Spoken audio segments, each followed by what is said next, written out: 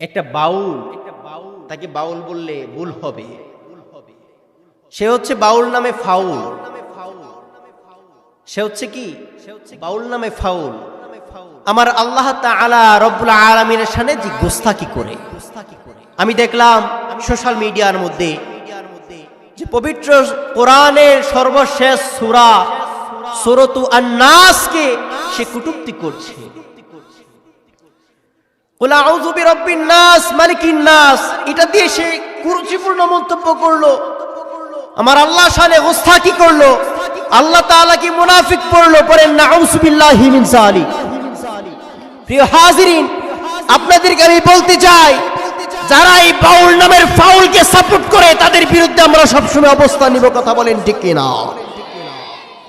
আর এই বাউল নামে ফাউল যারা আমার আল্লাহর শানে গোস্তাকি করে, যারা কোরআনের শানে গোস্তাকি করে, যারা রাসূলুল্লাহর সম্মানকে খাটো করে, তাদেরকে আমরা কখনো ছেড়ে কথা বলবো না। কথা বলেন ঠিক কিনা?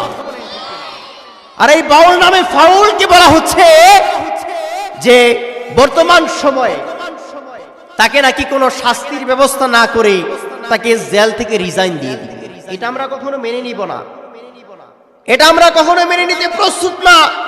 কারণ যিনি আল্লাহ পাক, যিনি সর্বস্রষ্টা, কুল হুয়াল্লাহু আহাদ, যিনার কোনো শরীক নাই, যিনি একক এবং অদ্বিতীয়, যিনি হচ্ছেন স্রষ্টা, আমরা হচ্ছি সৃষ্টি, যিনি সকল কিছুকে সৃষ্টি করেছেন, এই আমার আল্লাহ পাক রব্বুল আলামিনের শানে যে ব্যক্তি গোস্তাকি করেছে সে কখনো মুসলমান থাকতে পারে না।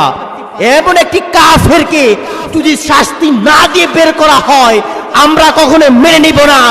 নিজের হাতে আইনকে অ্যাকসেপ্টেড করে তুলে নিয়ে, নিজের হাতে আইন তুলে নিয়ে তাকে জুতা পেটা করে বাংলাদেশ থেকে বহিষ্কার করব। কথা বলেন ঠিক কিনা?